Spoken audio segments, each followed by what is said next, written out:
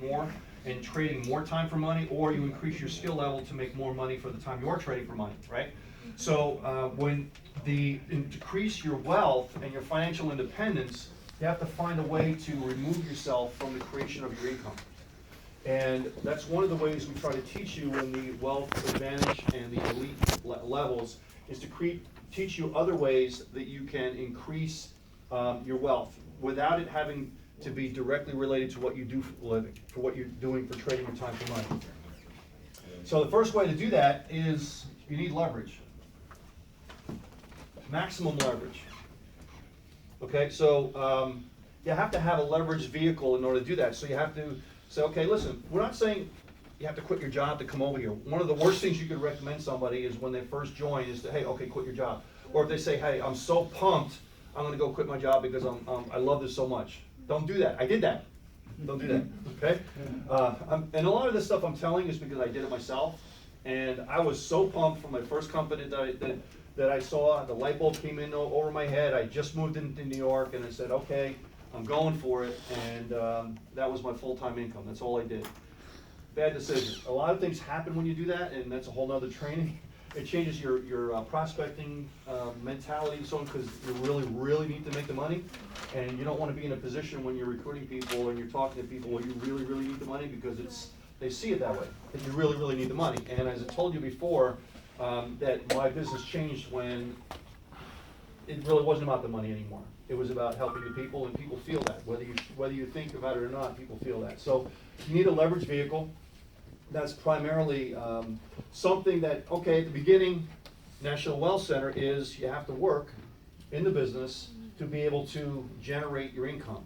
So at the beginning, you do a lot of work you're not paid for, so later on you get paid for a lot of work you don't do, right?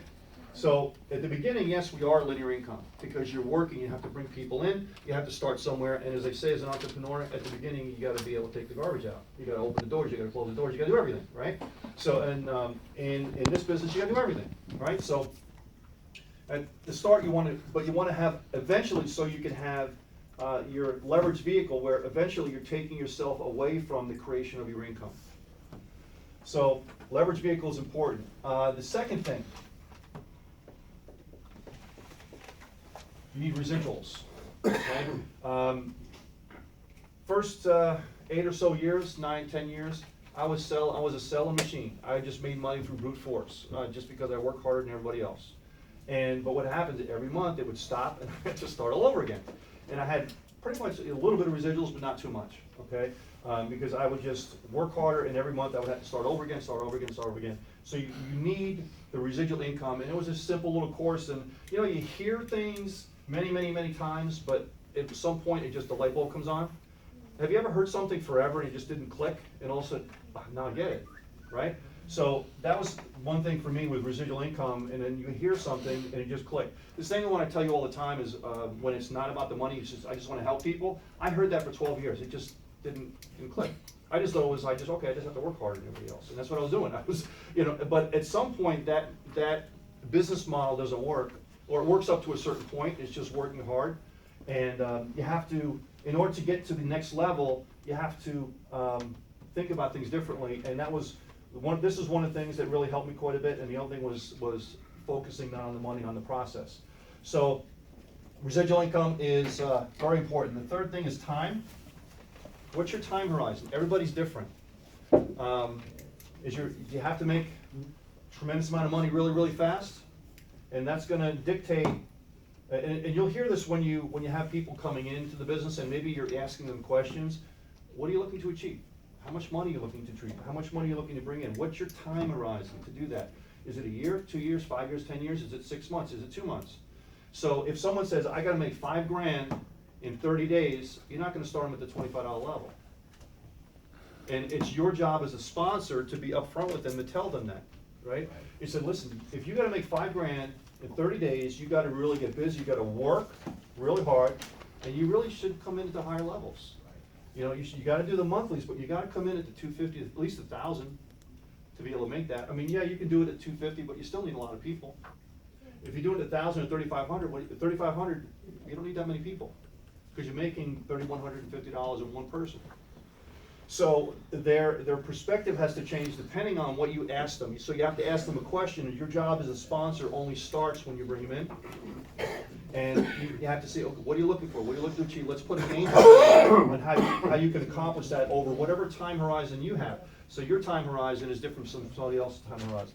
Like Gerard is a little older, being him about the same age. Our time horizon is different than somebody that might be 25, right? As far as achieving their goals and dreams. Next one, I mentioned this a little bit, work. How hard are they willing to work? Because you're just not going to be able to have this and this and this if you don't put the work and time and effort into it. So this comes into also when you're talking to your people, when you're getting them started, is how much time can you put into this? If you're only going to put in 5 to 10 hours a week, you're not going to get to that $5,000 a month doing it at the $25 and the $50 level. So this, as far as the recipe, you need a certain proportion of this and a certain proportion of this, and so the proportions of each one of these levels have to change in order to reach the end line goal, which would be here.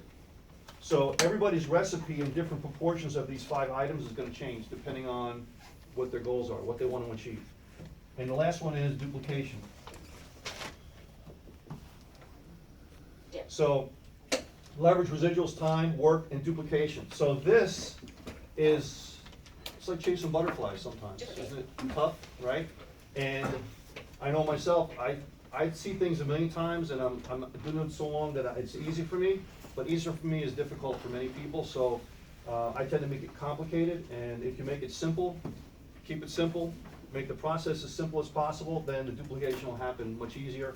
The duplication, this is more of the longer term thing that's gonna happen over time. It's not gonna have that much of a direct result on quicker money than these up here, but this is something it's like the compound effect. Has anybody read the book, The Compound Effect?